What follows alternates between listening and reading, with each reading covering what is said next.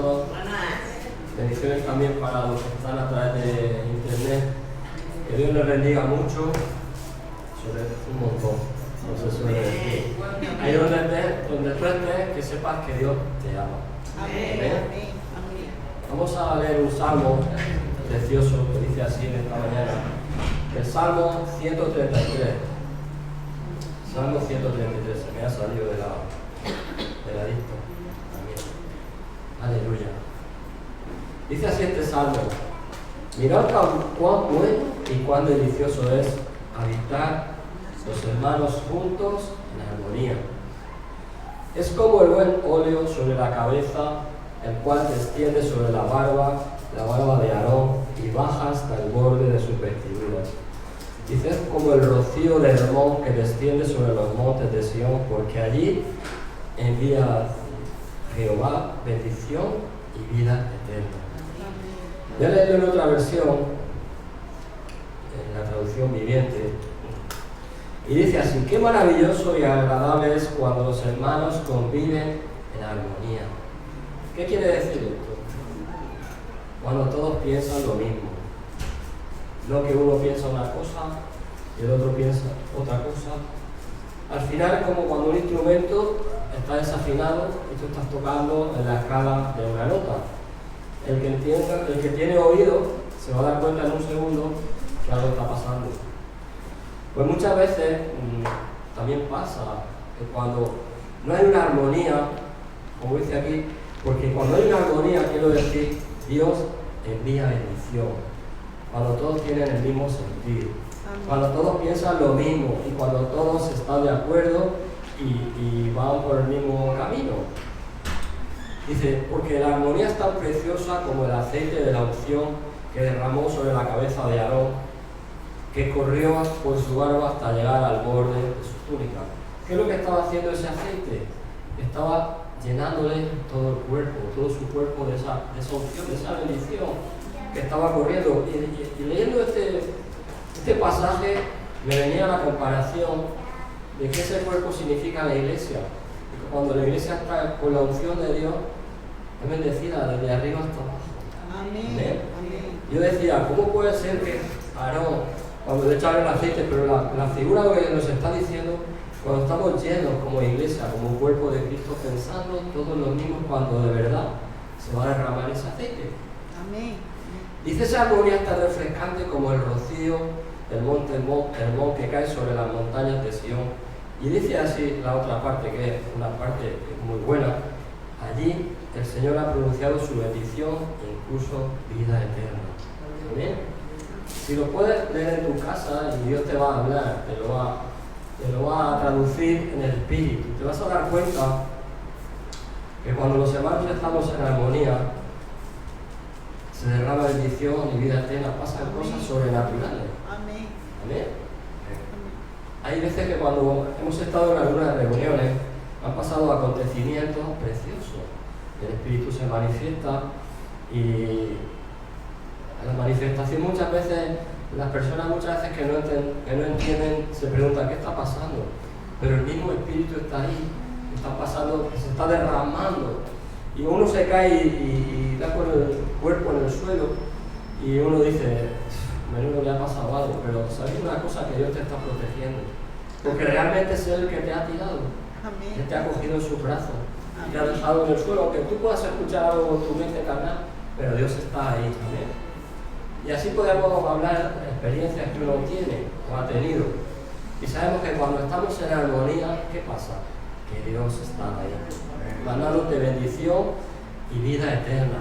No significa que en ese momento te mueras, porque muchas veces confundimos la vida eterna, que uno tiene que morirse, digo, también puedes vivir la vida eterna aquí en la tierra. Amén. Vamos a orar. Señor, te damos las gracias por tu palabra, damos las gracias por cada uno de los que están aquí, Señor, que podamos entender, Señor, no con la mente, sino con el Espíritu, Señor. Que tú nos des discernimiento de espíritu para comprender todo lo que tú tienes para cada uno, Señor. Son cosas maravillosas, Padre. Te damos a ti la gloria, Padre, y todo lo que hagamos ahora, desde este momento, Señor, sea para darte a ti la gloria, Padre. Tú eres un Dios real, Señor. Dios que está aquí, Señor, Y cuando hay esa armonía, Padre, tú envías esa bendición y sobre todo vida eterna, Padre. Te doy la gloria en el nombre de Jesús, Señor. Amén. Aleluya. Qué salmo tan, gracias, tan chulo, ¿verdad? Es un salmo precioso. Aleluya.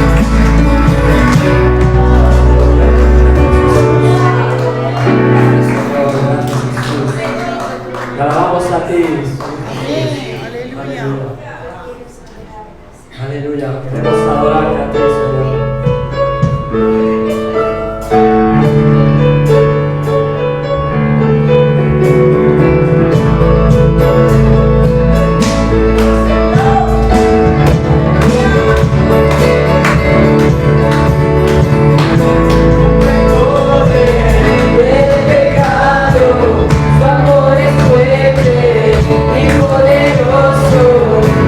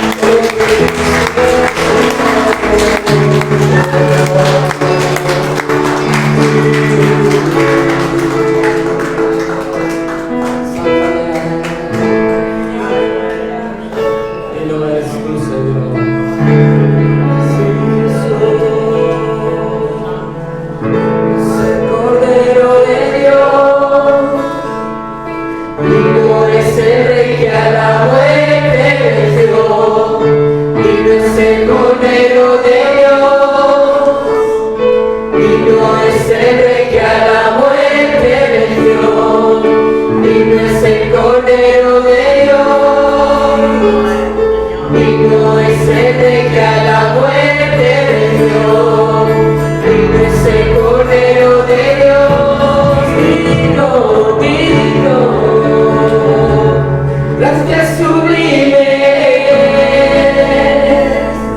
perfecto es tu amor, tomaste mi lugar,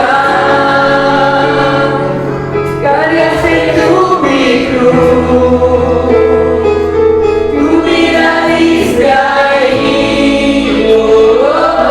y ahora libre soy.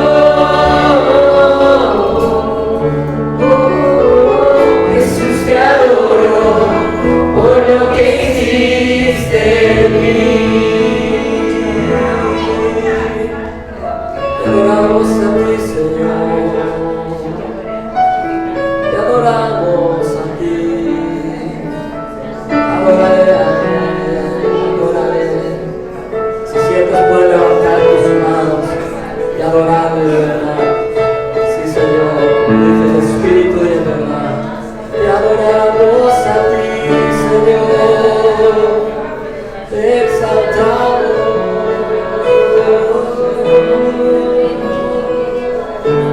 Sí, Jesús, vida diste ahí, libre soy. Jesús, te adoro por lo que hiciste en mí. Tú eres el Cordero de Dios, es el Rey que a la muerte venció. Tú eres el Cordero de Dios, y no es el Rey que a la muerte venció. Es el Cordero de Dios, y no es el Rey que a la muerte venció. Y no es el Cordero de Dios, y no es el Rey que a la muerte venció. Y no es el Cordero de Dios, digno. Gracias sublime.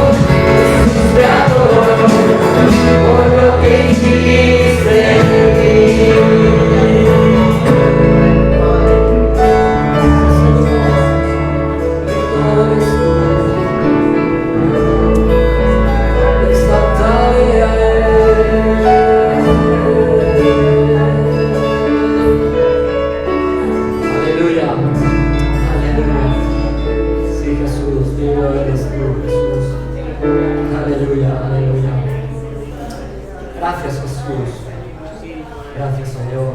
Aleluya. Aleluya. Sí, Jesús.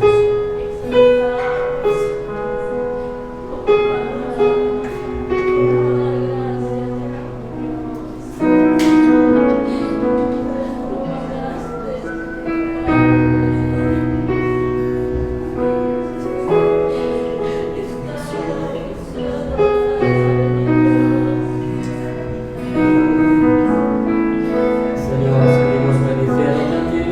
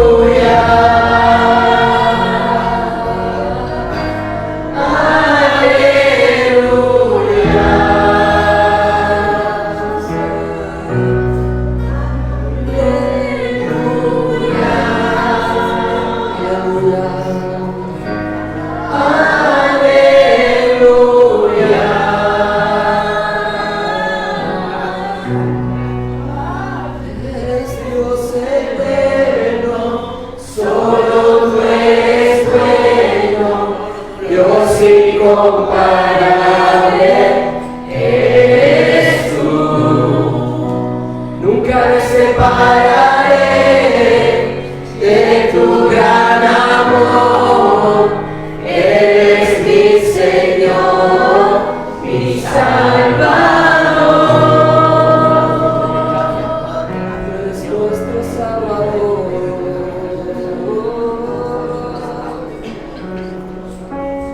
Sí, Jesús. Aleluya. Sí, Jesús. Gracias, Padre. Sí, Señor. Aleluya, aleluya. Aleluya. Aleluya. Aleluya. Gracias, Jesús. Gracias, Señor, por tu gran amor, Señor. Gracias, Padre. Gracias, Jesús. Estamos agradecidos a ti, Señor. Aleluya. Aleluya. No solo significa cantar, sino cantar con el entendimiento y discernir lo que estamos diciendo. Aleluya. Saber lo que hablamos y lo que decimos. Aleluya. Gracias, Señor. Gracias, Jesús. Por tu grande amor, Señor. Gracias, Jesús. Gracias, Señor. Gracias, Señor. Estamos agradecidos, Señor, lo que tú has hecho, Señor, por nosotros, Jesús. Aleluya. Aleluya. Es algo impensable, Señor, para el hombre, pero realizable para ti, para tu corazón de amor, Jesús, hacia cada uno de nosotros, Señor. Aleluya. Darte por nosotros, Padre. Gracias, Señor. Gracias, Jesús. Amén. Aleluya.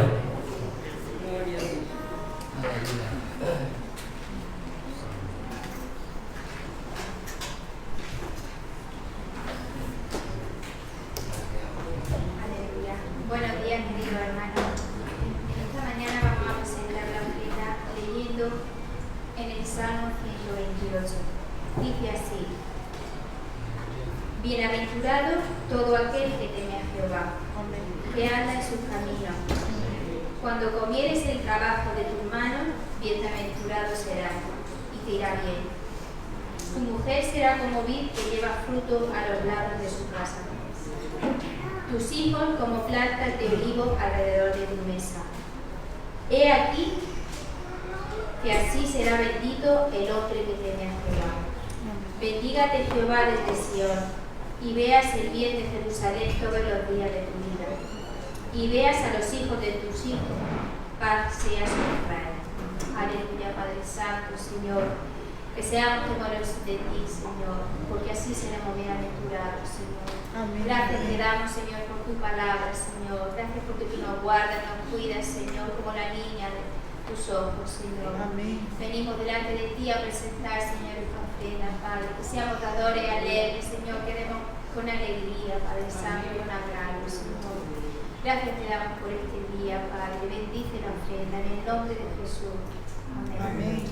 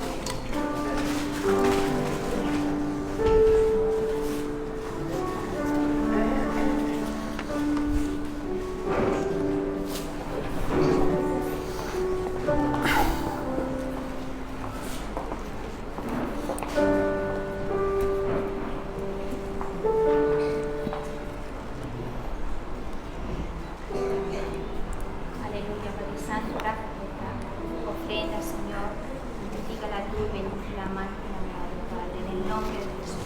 Amén.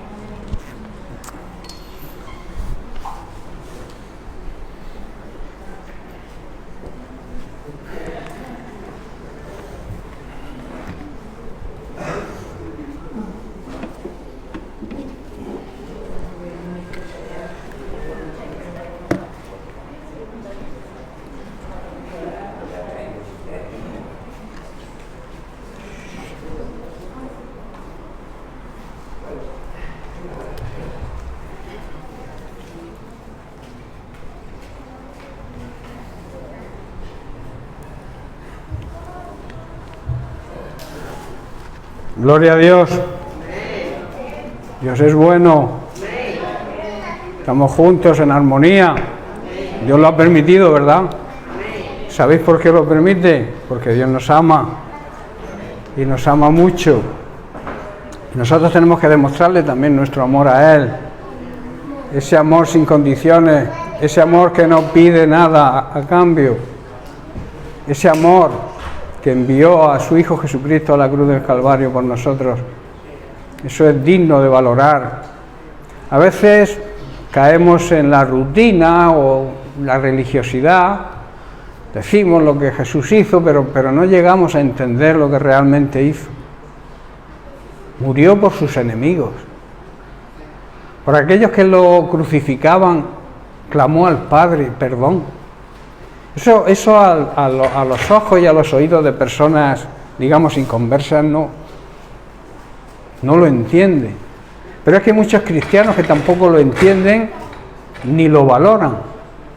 Y el problema es precisamente eso, porque caemos en rutina.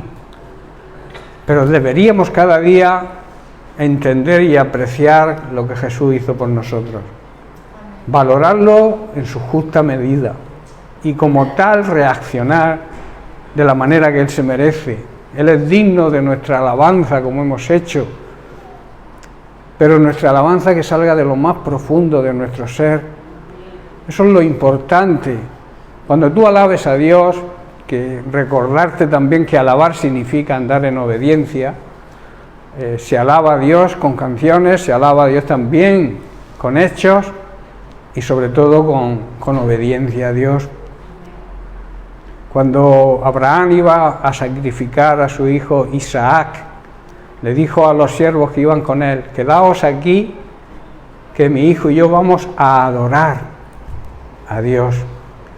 Iba a sacrificar a Dios, a su hijo Isaac. Iba a hacerle un sacrificio a Dios. Y eso es obediencia, ¿verdad? Así que vamos a abrir nuestros ojos espirituales y nuestros oídos espirituales hoy para recibir el mensaje de la palabra de Dios, ese maná fresco que Dios quiere traernos. Voy a procurar, porque ando escaso de voz, porque llevo una semana bastante delicada, con un fuerte proceso gripal, pero yo le voy a orar al Señor para que me dé la fuerza y la voz para poder terminar con el mensaje, porque es un mensaje que creo que va a ser de bendición hoy para nosotros. Así que voy a orar al Padre. Padre, te damos gracias, Señor. Te bendecimos y te glorificamos a ti en esta mañana. Padre, que tú me des la fuerza necesaria, la voz necesaria, Señor, para compartir el mensaje que tú traes hoy a tu pueblo, a tu iglesia. Quiero que seas tú, Padre, a través de tu Espíritu Santo, quien hable, quien redarguya los corazones, Señor, para que esta palabra caiga en una tierra fértil que produzca al 100%. Queremos darte las gracias por tu amor, por tu misericordia y por tu bondad. En el nombre precioso de Cristo Jesús. Amén y amén. Bien, pues quiero seguir, aunque son temas cada domingo diferentes, pero van todos en la misma línea. En esa línea que llevamos ya varias semanas sobre la necesidad de su iglesia de hoy en día de estar vigilantes, expectantes y orando, en especial con las lámparas encendidas. Necesitamos el aceite del Espíritu Santo para que nuestras oraciones guiadas por Él puedan llegar al trono de la gracia. Esto es una necesidad hoy en día y quizá más que nunca, porque estamos atravesando tiempos bastante convulsos tiempos difíciles, todos sabemos todo lo que está ocurriendo, pero nosotros como Iglesia de Jesucristo debemos y tenemos que estar preparados. Podemos hacer muchas cosas y de hecho hacemos, y no son malas, pero hay una cosa esencial que no podemos olvidar y que debemos darle la prioridad que se merece, que es estar pendientes de los acontecimientos. Eso es lo que significa velar y orar, lo que Jesús les dijo a sus discípulos en Getsemaní: velad, porque los acontecimientos que iban a suceder eran importantes, y hoy también hay una necesidad, porque los acontecimientos que están por llegar también son muy importantes, nada más y nada menos que la segunda venida de Jesucristo, que sabemos que por lo que está sucediendo cada día está más cerca, cada día es un día más próximo a esa venida prometida, que Dios promete cumple, ¿verdad?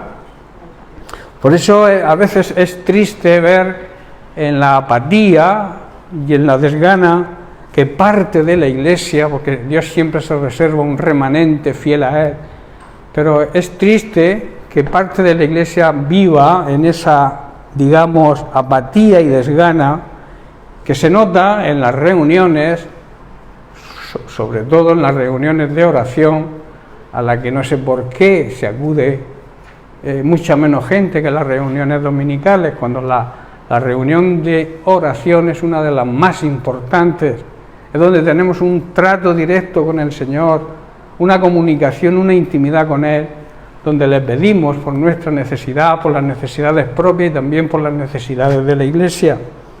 Y también esa desgana se ve reflejada en la vida de muchos creyentes. Y cuando hablo así, a estos creyentes los pongo entre comillas, porque un verdadero creyente anda siempre en el fuego del Espíritu Santo. Es necesario que la Iglesia despierte y que no se nos apaguen las lámparas, que es precisamente el tema que llevamos ya muchas semanas.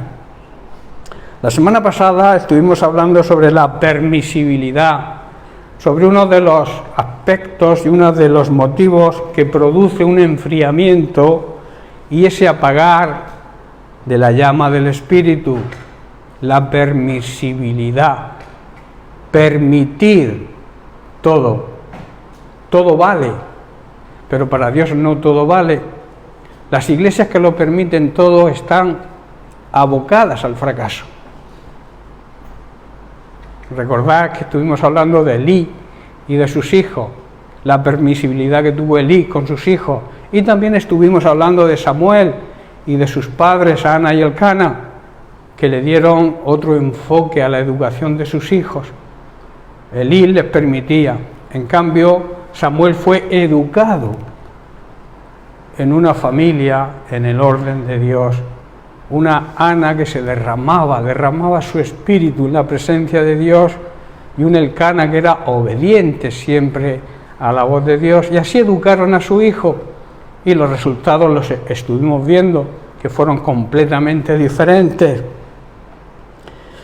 Hay muchas veces, y decíamos, y con esto concluyo lo del, digamos, el pequeño repaso, hay muchas veces y muchas circunstancias en que aquellos que tienen o tenemos autoridad, bien sea en la familia, bien sea en los trabajos, los jefes, bien sea en los colegios, las universidades, los profesores y los maestros, y también en las congregaciones, los pastores, que nos vemos obligados a tomar medidas drásticas sobre algunas cosas que ocurren en la Iglesia, aunque a algunos no les gusten, aunque no sean muy populares, pero son necesarias para el bien de todos, para que la Iglesia avance como Dios quiere que avance, de una manera positiva, de una manera hacia adelante, como yo suelo decir, un paso atrás ni para tomar impulso.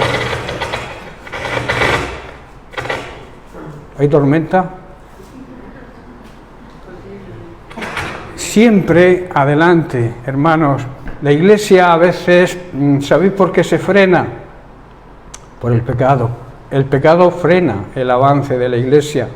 Ya le ocurrió al pueblo de Israel cuando Aarón y su hermana Miriam criticaron a Moisés, que Miriam cogió lepra y tuvo que frenar el avance del pueblo porque tenía que pasar una cuarentena fuera del campamento y tuvieron que esperar a esa cuarentena. Eso habla de que cuando hay pecado en la iglesia no avanza. ¿Estáis comprendiendo? Así que no os preguntéis muchas veces por qué la iglesia va tan lenta. Dios en su misericordia va agregando poco a poco. A mí me gustaría que en vez de sumar fuese multiplicar, que se multiplicara cada día más esa llamada al evangelismo. Pero claro, el llamado al evangelismo tiene que ser de una iglesia santa. Tú no puedes evangelizar si no vives en santidad. Es imposible, no va a traer resultados. ¿Cómo va a traer Dios? ¿Cómo va a añadir personas a una congregación donde hay pecado? Es imposible. Y lamentablemente no estoy refiriéndome, y no quiero que nadie se sienta acusado, estoy refiriéndome a la situación actual de la iglesia global. Aparte del remanente que Dios tiene reservado, hay de personas que se mantienen fieles, que se mantienen en santidad. Hay mucho pecado dentro de las iglesias por el motivo de la permisibilidad. Hay que tomar a veces decisiones drásticas. Se advierte una, se predican 10 veces y las personas siguen igual. Entonces hay que tomar medidas drásticas, porque yo no quiero que me ocurra como le ocurrió a Elí. ¿Sabéis todo lo que le ocurrió a Elí, no? Que murió él y toda la familia. ¿Por qué? Por darle la honra a sus hijos antes que a Dios. Yo debo honrar a Dios por encima de toda la congregación. No sé si estáis entendiendo. Un pastor es un padre para la congregación. Aparte de sacerdote, tenemos doble responsabilidad, padre y sacerdote. Y tenemos que actuar en esa línea para que la iglesia avance. El propósito de Dios con su iglesia no es que esté estancada, sino que la iglesia avance. Y yo estoy seguro que cuando seamos conscientes y los que andan en pecado decidan de una vez arrepentirse y dejar el pecado, que la iglesia va a avanzar. La iglesia se frena por el pecado y la desobediencia. Cuando Dios te dice algo, tienes que hacerlo. La obediencia a Dios tiene que ser pronta, o sea, cuando Él lo dice, total, no puedes obedecer a medias y sin ponerle condiciones a Dios. ¿Estáis comprendiendo? En cuanto a la familia, hermanos, creo que los padres como sacerdotes y padres, sacerdotes de la casa, hacemos como decía la semana pasada, presentamos a los niños como un acto ritual cuando son bebés, pero realmente cuando deberíamos presentarlos a Dios y orar por ellos, interceder por ellos y estar sobre ellos, esa es la edad más difícil, que es la adolescencia. En la adolescencia, donde los jóvenes que han recibido una sana doctrina, una sana enseñanza de sus padres, van a echar por un camino o van a echar por otro. De ahí la importancia de la educación de los padres sobre los niños, porque a veces los dejamos que se hagan mayores. No podemos dejar que se hagan mayores, tenemos que educarlos en unos principios éticos, morales, en unos conceptos básicos sobre la obediencia a Dios y sobre todo de respeto, de honra.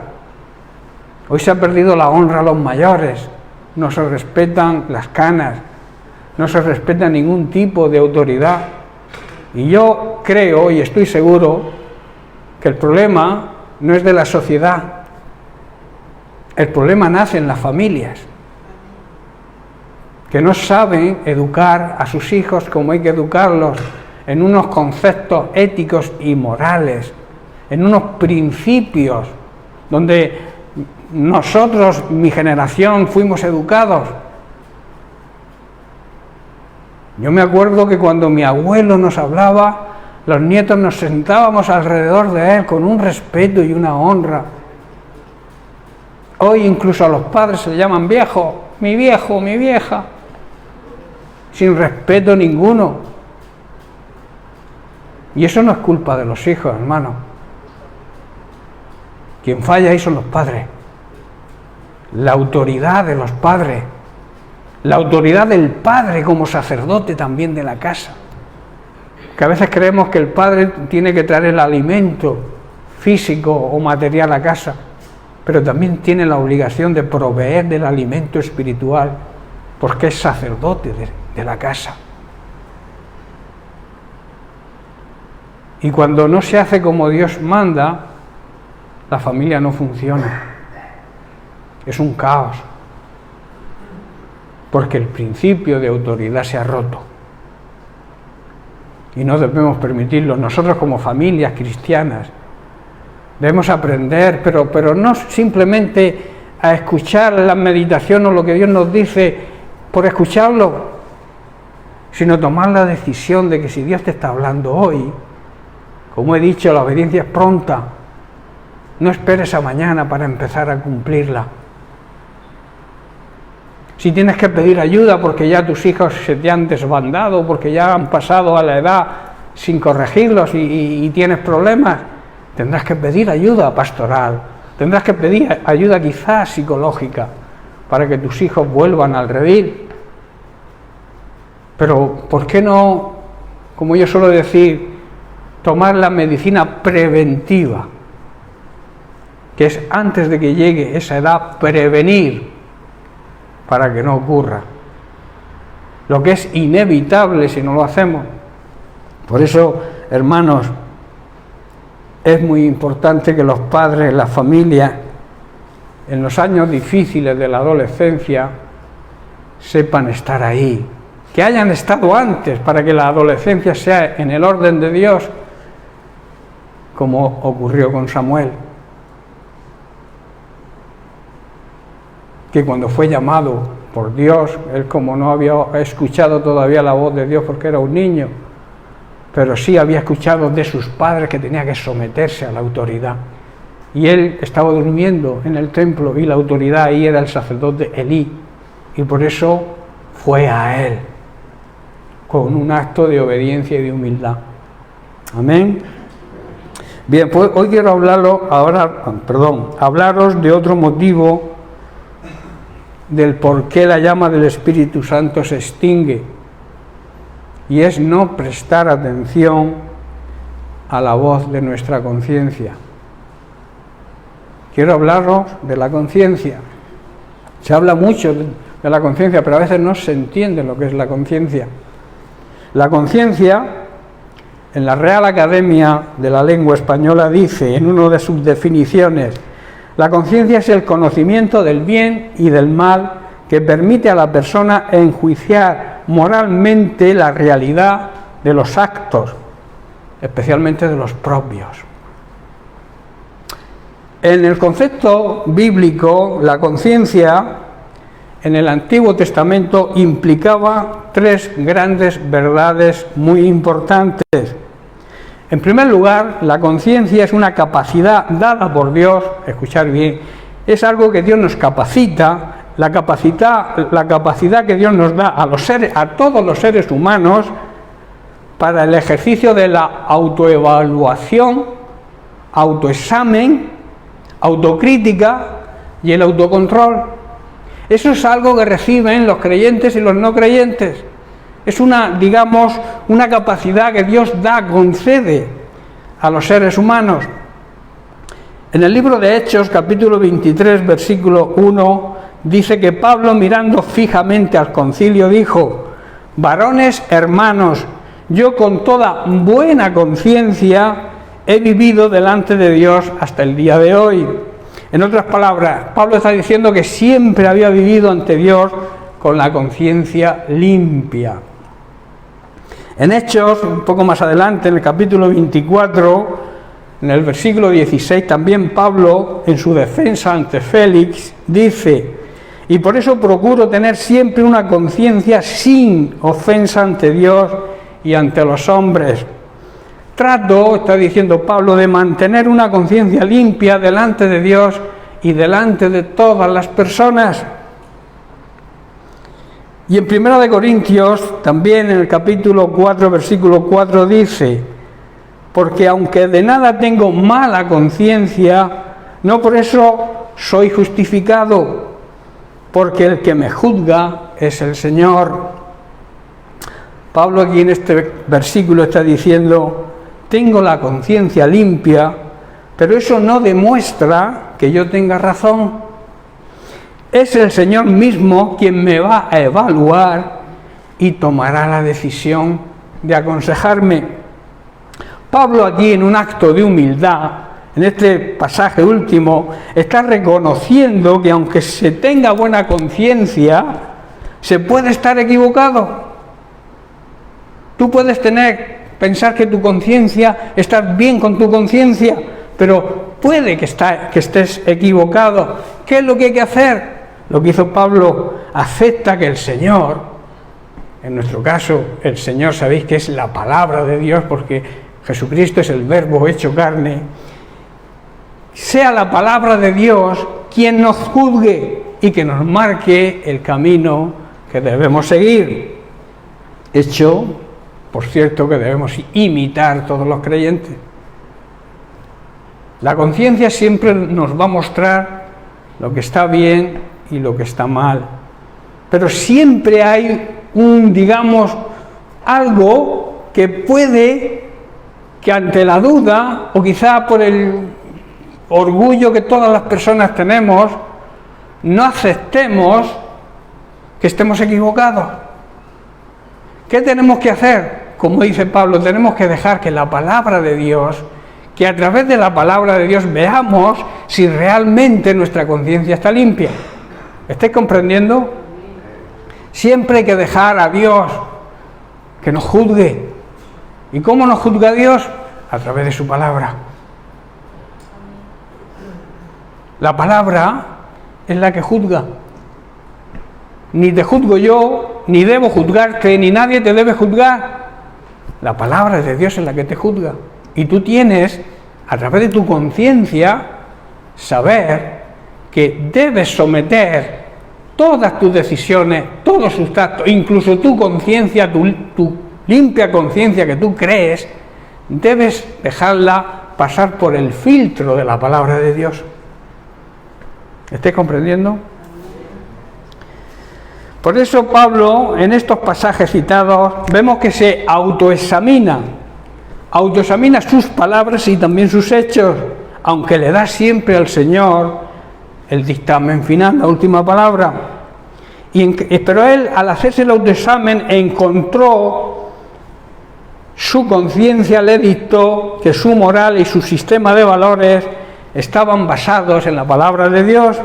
Por eso dice que su conciencia daba fe de la integridad que había en su corazón. Importante que entendamos esto. Nuestro corazón, si nos reprende, tenemos a Jesucristo como abogado. En segundo lugar, el Nuevo Testamento presenta la conciencia como testigo de algo. ¿Qué quiere decir eso? La conciencia siempre nos va a dar testimonio de cómo y qué debemos hacer, cómo debemos actuar. Esto habla de un testimonio interior. ¿Qué quiere decir esto? Esto quiere decir que cuando tú haces algo, hay algo dentro de ti que testifica, da testimonio si está bien o está mal lo que haces. ¿Me seguís, no? En Romanos capítulo 2, y como he dicho antes, la conciencia es la capacidad que Dios da a todo ser humano. Por eso en Romanos 2, 14 y 15 Pablo les dice a los gentiles, a los que llamamos ahora incrédulos, a las personas que no creen, les dice que sus conciencias daban testimonio de la presencia de la ley de Dios escrita en sus corazones, aunque ellos no conocían la ley mosaica. Los gentiles no conocían la ley de Moisés. Pero en cambio, como la conciencia es algo que Dios capacita, es la capacitación que Dios le da a todo ser humano, dice que la ley estaba escrita en sus corazones. Cualquier ser humano, crea o no crea, sabe cuando las cosas las hace bien o las hace mal. Y a eso se le llama la conciencia, la capacidad que Dios nos da a cada persona. Por eso dice el versículo 14, por cuando los gentiles que no tienen ley, la ley de Dios, la ley, no conocían la ley de Moisés, hacen por naturaleza lo que es de la ley, o sea, actúan correctamente, aunque no tengan la ley, son la ley para sí mismos. ¿Estáis entendiendo? Dice el versículo 15, mostrando la obra de la ley escrita en sus corazones, dando testimonio su conciencia y acusándoles o defendiéndoles sus razonamientos. Pablo está diciendo que aún los gentiles, los incrédulos, quienes no cuentan con la ley escrita de Dios, las personas que no creen, no han leído la Biblia, no conocen la palabra de Dios, muestran que conocen esa ley cuando por instinto la obedecen, aunque nunca la hayan leído ni oído. ¿Estáis comprendiendo? Ellos, dice, demuestran que tienen la ley de Dios escrita en el corazón porque su propia conciencia y sus propios pensamientos o los acusan o los indican que están haciendo lo incorrecto o lo correcto. Eso habla de que la conciencia es un don, es una capacitación, como he dicho, que Dios le da a todo ser humano. Esto corrobora, como he dicho, el punto que leímos al principio, de que la conciencia es la capacidad que Dios da a todo ser humano de autoexaminarse, autocontrolarse y saber lo que está bien y lo que está mal. En Romanos capítulo 9, versículo 1, también Pablo apela a su propia conciencia para dar testimonio de que él dice la verdad. Vamos a ver si con este. Dice Romanos 9:1, con Cristo de testigo, hablo con toda veracidad, o sea, poniendo a Dios por testigo, poniendo a Jesucristo por testigo. ¿Quién puede hacer eso hoy en día? El que tiene realmente la conciencia limpia, el que hace lo que la palabra de Dios dice. Dice, mi conciencia y el Espíritu Santo lo confirman. Y en 2 de Corintios 1:12, Pablo asegura que él siempre se había conducido en santidad y con toda sinceridad delante de todas las personas. Dice así, podemos decir con confianza y con una conciencia limpia que en todos nuestros asuntos hemos vivido en santidad y con una sinceridad dadas por Dios, hemos dependido de la gracia de Dios y no de nuestra propia sabiduría humana. Esa es la forma en que nos hemos comportado ante el mundo y en especial con vosotros. Y en 2 de Corintios 5:11 Pablo también declara, conociendo pues el temor del Señor, persuadimos a las personas, pero a Dios le es manifiesto que somos, y espero que también lo sea, lo que somos, y espero que también lo sea a vuestras conciencias.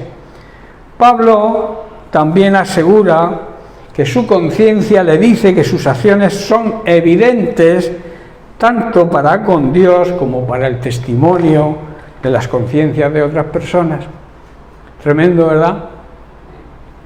Pablo es un ejemplo a seguir. Se predica poco sobre la conciencia, pero hay mucha tela que cortar sobre este tema. Hay muchos versículos que hablan de la conciencia. Y luego, en tercer lugar, la conciencia siempre está al servicio de toda ética, de toda moral y del sistema de valores de cada persona.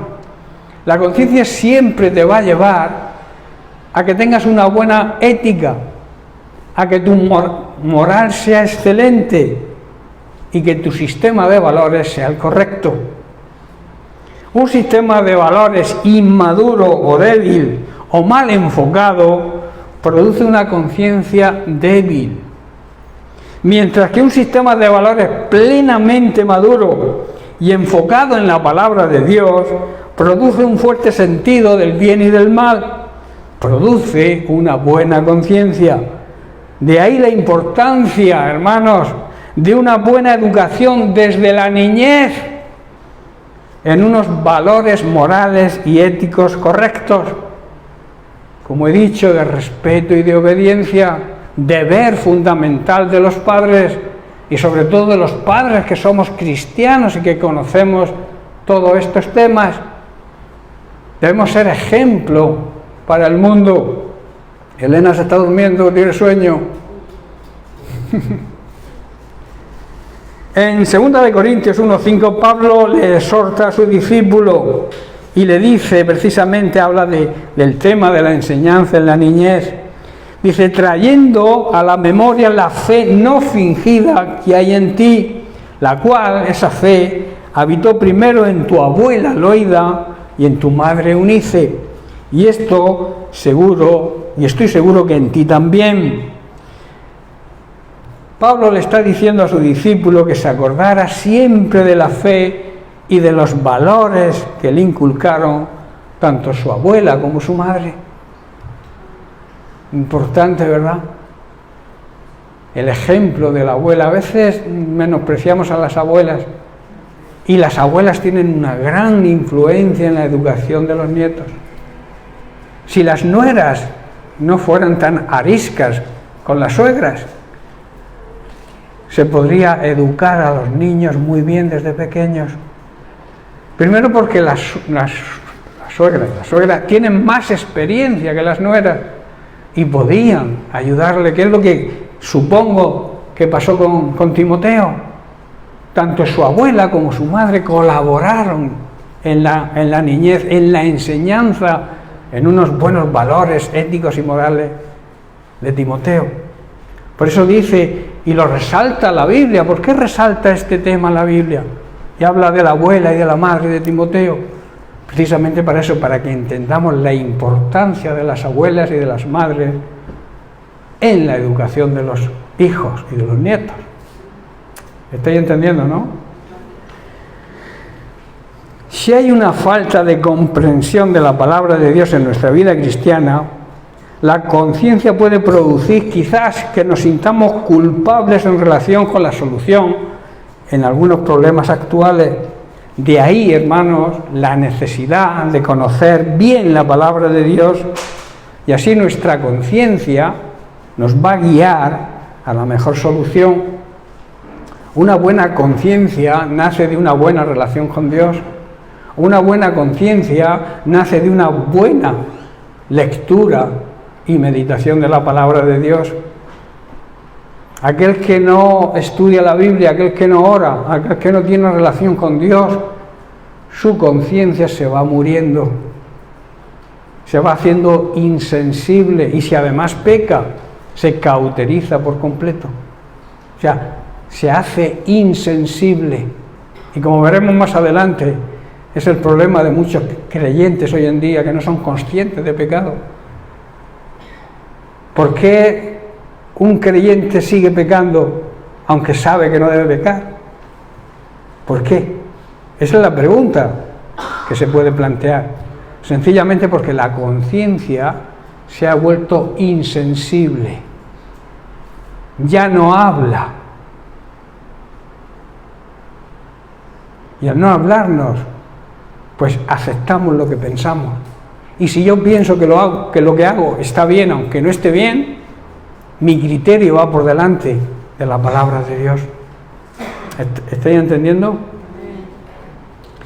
Conocer cada vez más la palabra de Dios nos hará madurar en fe, y la madurez de nuestra fe va a fortalecer nuestra conciencia.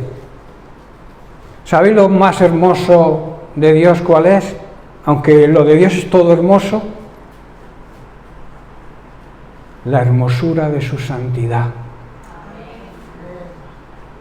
Eso es lo más hermoso de Dios.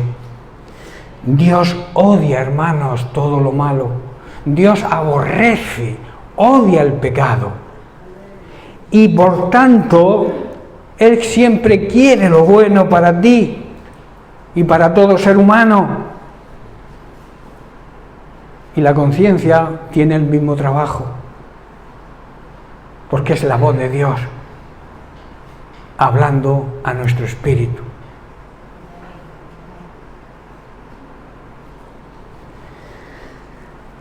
La conciencia condena el pecado y aprueba lo que está bien. Condena la vida de pecado y aprueba y ama la santidad. La conciencia, hermanos, es lo que permanece o lo que permaneció en el ser humano después de la caída del hombre. No sé si captáis lo que quiero decir. La única imagen que le quedó al ser humano después de pecar fue la conciencia, que Dios no se la quitó, le dejó la capacidad de entender lo que está bien y lo que está mal a todo ser humano. Entonces la conciencia, como he dicho, es lo que permanece de la imagen de Dios en el hombre después de su caída. Y el trabajo, hermanos, el trabajo de la obra de redención que Cristo hizo con su muerte va a comenzar, o sea, el entender lo que Jesús hizo por nosotros va a comenzar cuando las personas empiecen a oír su conciencia y a darse cuenta de lo que está bien y lo que está mal. Uno de los primeros pasos para la restauración de una vida de intimidad con Dios es escuchar la conciencia, ser fiel a nuestra conciencia.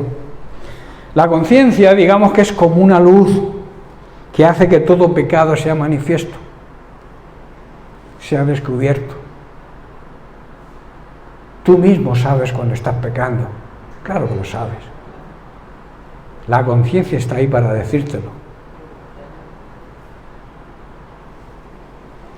Proverbios 28, verso 13. Además, la palabra de Dios dice que nada oculto se va a quedar oculto, que todo tarde o temprano se descubre. No pretendas engañar a Dios, ni engañarte a ti mismo. Salomón en Proverbios 28, 13 dice: el que encubre sus pecados no prosperará, nada le irá bien, mas el que los confiesa, los reconoce y se aparta, alcanzará misericordia. Hay muchos que reconocen que viven en pecado. Sí, Señor, yo vivo en pecado, ayúdame a salir del pecado. Pero siguen ahí en pecado, no se apartan, saben que están en pecado, reconocen que están en pecado, pero siguen pecando. Eso es tremendo, hermano. Eso es porque la conciencia está completamente cauterizada por el pecado. Se va acumulando un pecado sobre otro, y eso va cubriendo la conciencia hasta que se hace completamente insensible. No oímos la voz de la conciencia. Si el pecado no es confesado, si el pecado no es reconocido y dejado, la mancha continúa ahí. La conciencia ha sido profanada. La conciencia ha sido cauterizada por la acumulación de pecado y la mente resiste la enseñanza de la luz. La mente no acepta la palabra de Dios porque va en contra de lo que está haciendo y por eso la mente la rechaza. Esto es profundo, pero es una realidad, hermanos, que tenemos que aprender.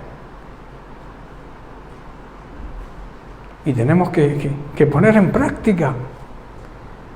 Pablo a Tito en el capítulo 1, verso 15 le dice: todas las cosas, escuchad bien, son puras para los puros, mas para los corrompidos e incrédulos nada le es puro, pues hasta su mente y su conciencia están corrompidos.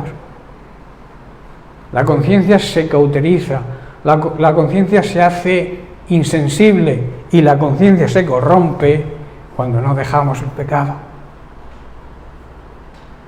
Esa capacidad tan preciosa que Dios nos da para saber cuando lo hacemos bien o cuando lo hacemos mal, se puede corromper, hermano, por nuestra desobediencia. Si la luz de la palabra de Dios no alumbra nuestra conciencia, al estar insensible, al estar cauterizada por una vida de pecado consciente y permitido, entonces el supuesto cristianismo que muchos viven admite el seguir pecando sin que la conciencia sufra la menor perturbación. Es por lo que he dicho antes, que muchas personas pecan, siguen pecando y no oyen la voz de la conciencia porque no les perturba, porque la han cauterizado, la han hecho insensible a la voz de Dios.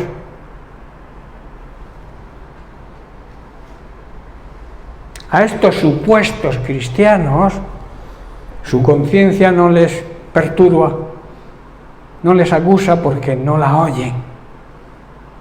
Oyen lo que su mente quiere oír. Oyen lo que su mente les dicta. Por eso hay personas que siguen ahí, se les diga lo que se les diga, escuchen lo que escuchen, domingo tras domingo, es igual. Si no hay un arrepentimiento sincero, un arrepentimiento no es remordimiento que algunos tienen. La diferencia entre el remordimiento es que el remordimiento es una emoción y el arrepentimiento es una decisión. Yo decido dejar de pecar y lo hago, y verás los frutos en tu vida. Qué necios somos a veces, ¿verdad? De vivir una vida de pecado que nos va a llevar a la condenación, a la destrucción de nuestra familia, a que nuestros hijos se vayan al mundo por una terquedad. Y ahí, hermanos, la necesidad de arrepentimiento, la necesidad de reconocer nuestro pecado y alejarnos de él. Y así Dios tendrá misericordia. Dios es un Dios de amor, su esencia es el amor y la misericordia. No importa lo que hayas hecho, si te arrepientes hoy, de verdad, Dios te recibe con los brazos abiertos, hayas hecho lo que hayas hecho. Porque Dios tendrá misericordia de nosotros y la luz del Espíritu Santo volverá a encender nuestra conciencia. Esa conciencia que quizá tengas apagada, insensible, cauterizada, a través del arrepentimiento sincero, el Espíritu Santo le va a dar nueva vida, nuevo fuego a esa conciencia. En Hebreos capítulo 9, versículos 13 al 14, el escritor de Hebreos declara: bajo el sistema antiguo, o sea, el Antiguo Testamento, la sangre de cabras y toros y la ceniza de una ternera podían limpiar el cuerpo de las personas que estaban ceremonialmente impuras. Verso 14 hace una comparación. Si esto hacía que las personas se volvieran puras, imagínate cuánto más la sangre de Cristo nos purificará, ¿qué? La conciencia de acciones pecaminosas, para que adoremos al Dios viviente. Pues por el poder del Espíritu Eterno, Cristo se ofreció a sí mismo a Dios como sacrificio perfecto por nuestros pecados. Tremendo, ¿verdad? Tremendo. El Espíritu Santo, hermanos, va a mostrar a nuestra conciencia que Cristo se ofreció a sí mismo sin haber cometido pecado, como el sacrificio perfecto, y que ese sacrificio va a limpiar nuestras conciencias para no seguir haciendo obras muertas. El que vive en pecado, todo lo que hace es una obra muerta. No sirve para nada. Si tu vida es una vida de pecado, no es que peques o cometas un error puntual y te arrepientas, sino que vivas conscientemente en pecado. Eso apaga tu conciencia y entonces tus obras son muertas. Y entonces dice, para que empecemos de una vez y para siempre a servir a Dios vivo y verdadero. Tú no puedes servir a Dios si andas en pecado. Te sirves a ti mismo, pero a Dios no le puedes servir. Alguien dirá luego que no predico sobre el pecado. Hermanos, mantener una buena y limpia conciencia hacia Dios es esencial en la vida cristiana, en una vida cristiana auténtica, una vida llena de fe. Muchas veces nuestra fe es débil. ¿Sabéis por qué? Porque nuestra conciencia no está limpia. Y al no tener la conciencia limpia, nuestra fe flojea. Una conciencia limpia hará que crezcamos espiritualmente, que se necesita madurez, hermanos, espiritual, y que nuestra fe también vaya creciendo. Salomón nos habla que tenemos la luz o la lámpara de la conciencia. La lámpara del Señor es el espíritu del hombre, dice en Proverbios 20:27, la cual, esa lámpara, esa conciencia, escudriña lo más profundo del corazón. Hermanos, la conciencia es como una lámpara, y una lámpara siempre es portadora de luz. No es la luz, pero es portadora de la luz. La conciencia es portadora de la luz que representa la palabra de Dios. Tremendo, ¿verdad? La luz de la conciencia ha sido encendida en el espíritu de cada ser humano. Hablando de la conciencia, Pablo le escribe a Timoteo, dice, manteniendo la fe y buena conciencia, desechando la cual, dice, cuando se desecha la conciencia, muchos naufragaron. Hermanos, cuando desechamos la voz de Dios, cuando desechamos la voz de Dios a nuestra conciencia, cuando no escuchamos nuestra conciencia, terminamos yendo con nuestro barco a pique. No vamos a llegar a ningún puerto, el barco se va a hundir. ¿Sabéis algo? Y estoy terminando. Todos los demonios del infierno están empeñados en apagar la luz y la voz de la conciencia de todos los creyentes, y sobre todo de la juventud. El diablo y todas sus huestes, su mayor deseo es ese, que se apague la luz de la conciencia en esta generación nueva que está surgiendo. Por eso en 2 de Timoteo capítulo 3, versículos 2 al 5 dice, hablando de estos tiempos que estamos viviendo, dice, porque habrá hombres amadores de sí mismos, ávaros, vanagloriosos, soberbios, blasfemos, desobedientes a los padres, ingratos, impíos, sin afecto natural, implacables, calumniadores, intemperantes, crueles, aborrecedores de lo bueno, traidores, impetuosos, infatuados, amadores de los deleites más que de Dios.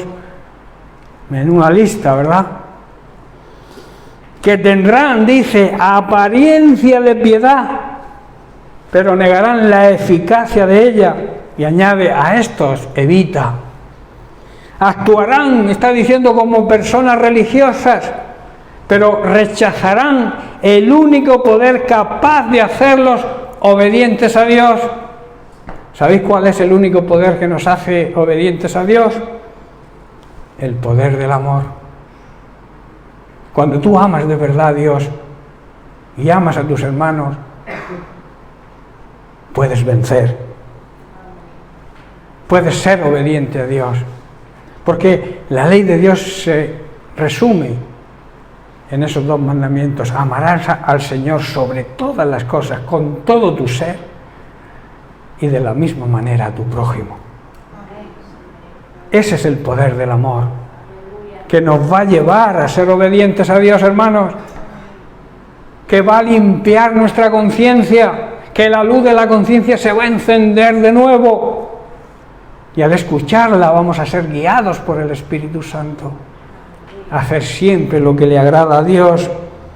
Dios, hermanos, y estoy terminando, nos ha dado un corazón nuevo cuando nos convertimos, nos dio un corazón tierno, compasivo y sensible para oír su voz y para poder responder a todas las necesidades humanas. La oración, la lectura diaria de la palabra permite que Dios nos hable y que la lámpara de nuestra conciencia no se apague. Cuanto más cerca, y termino con esto, cuanto más cerca estemos de Dios, cuanto más cerca estemos de su palabra, estaremos más alejados del pecado. Y por tanto la lámpara de nuestra conciencia se va a mantener siempre encendida y limpia. Amén.